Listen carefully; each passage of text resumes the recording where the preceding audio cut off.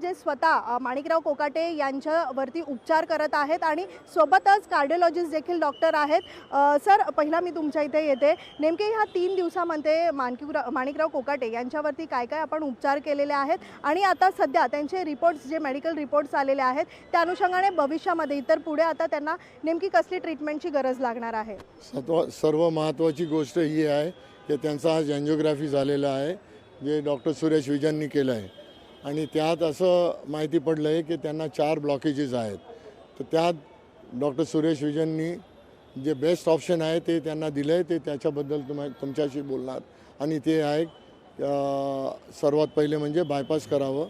जर पेशंट आणि नातेवाईकाला बायपास नाही करायचा असेल तर त्यांनी दुसरा ऑप्शन दिलेला आहे की एंजिओप्लास्टी करावी लागेल. ते पण कदाचित 2 स्टेजेसमध्ये करावी लागणार आहे.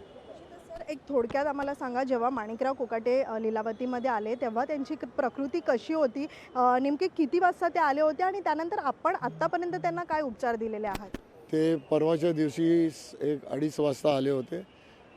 त्यांचा हार्ट रेट वाढला होता, 115 हार्ट रेट होता. ब्लड प्रेशर वाढलेला होता, 220 ते 1 ते 10 ब्लड प्रेशर होता. डोक्यात दुखत होता आणि त्यांचा श्वासाचा प्रकरण पण वाढला होता. रेस्पिरेटरी रेट 28 होता. आम्ही जे काय कॅज्युअल्टीमध्ये करायचं होतं टेस्ट करून डॉक्टर सुरेश विजननी बघून निर्णय घेतला की त्यांना ICUमध्ये शिफ्ट करावं लागणार आहे. ते आम्ही शिफ्ट केलं. त्याच्यानंतर CT एंजिओग्रा, दुसरे ब्लड टेस्ट झाले आणि त्याच्यानंतर आज त्यांनी एंजिओग्राफी केली. मी सुरेश सर तुमच्या इथे येते. खरं तर कार्डिओलॉजिस्ट म्हणून तुम्ही जे माणिकराव कोकाटेंवरती जे आता सध्या उपचार सुरू आहेत, नेमकी आपण काय काय टेस्ट केलेले आहेत आणि आता सध्या जे 4 ब्लॉकेज सापडलेले आहेत त्यावरती कशा पद्धतीत नेमकी पुढचे उपचार केले जातील? हे आले त्यावेळी ECG केलेली, त्याच्यामध्ये चेंजेस होते. ब्लड टेस्ट केले, ट्रॉपोनिन ते वाढलेलं होतं. तर सजेशन होतं की हे अक्यूट कॉर्नरी सिंड्रोम आहे. ICUमध्ये ॲडमिट केलं. इंट्राव्हेनस ड्रग्स, ॲस्प्रिन सर्व काय दिलं. पहिल्यांदा त्यांना सेटल केलं. सेटल झाले, पेन वगैरे सर्व सेटल झालं, ब्लड प्रेशर केलं. त्याच्यानंतर मग आम्ही ट्रॉपोनिन हाय होतं, प्रिव्हियस हिस्ट्री होती एंजिओप्लास्टी. आम्ही काय CT एंजिओ करून बघूया. CT एंजिओमध्ये कॅल्शियम स्कोर खूपच जास्त होता. तर CT angio then is not reliable. तर recommendation was we should do an angiogram, which we have done today. आजच्या एंजिओग्राफीमध्ये it is very clear he has 4 blocks.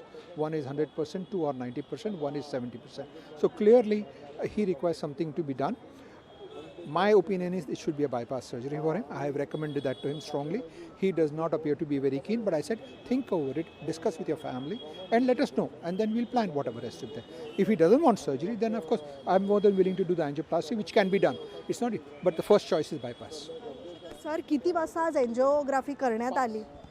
5 वाजता. या सगळ्यानंतर माणिकराव कोकाटे यांचं काय म्हणणं आहे, त्यांच्या कुटुंबाचं काय म्हणणं आहे? ते माहीत नाही. आता नुसतं आम्ही इन्फॉर्मेशन दिलं, ते डिस्कस करतील स्वतः. Children are coming, then they will decide. एक थोडक्यात सांगा, त्यांची प्रिव्हियस काही मेडिकल हिस्ट्री आहे का, जेणेकरून जेव्हा ॲडमिट झाले तेव्हा ह्या सगळ्या गोष्टी समोर आल्यात का? त्यांना एंजिओप्लास्टी झालेली आहे 15-17 वर्ष अगो. राईट आर्टरीमध्ये 2 स्टेंट लागलेले आहेत. त्याच्यानंतर he is been fine. This is the first time, then after that he has had a problem, so he came to us. But clearly that is important that he is an angioplasty 5 years ago. That means heart disease was there, was treated but was there.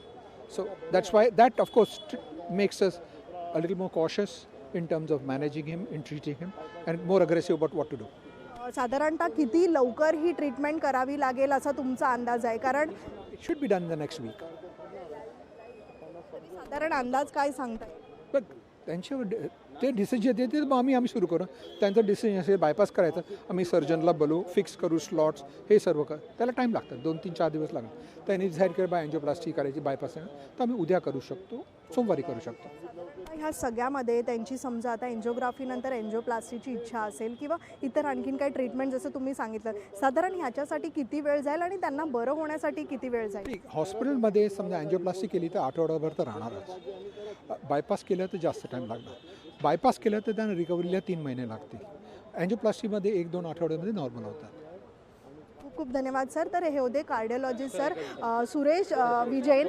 हे doctor सध्या माणिकराव कोकाटे यांच्यावरती जे उपचार सुरू आहेत, जी angiography आज 5 वाजता पार पडली, त्याचे रिपोर्ट समोर आलेले आहेत आणि 4 ब्लॉकेज जे आहेत ते माणिकराव कोकाटे यांच्यामध्ये दाखवण्यात आलेले. त्यामुळे पुढील उपचारासाठी आता माणिकराव कोकाटे आणि त्यांच्या कुटुंबांचा निर्णय घेणं हे आवश्यक आहे. यासाठी मात्र आता डॉक्टर नेमकी भूमिका काय घेतात यापुढे, माणिकराव कोकाटे यांच्या कुटुंबाकडून नेमकी काय भूमिका घेतली जाते हे पाहणं तितकंच महत्त्वाचं राहणार आहे.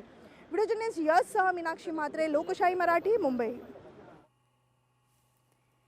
तर लीलावती रुग्णालयाच्या डॉक्टरांची बाजू आपण ऐकली आहे. कोकाटेंची बायपास सर्जरी करावी लागणार असा सल्ला लीलावती रुग्णालयाच्या डॉक्टरांनी दिला. लोकशाही मराठी ऐका, पहा, जागरूक रहा.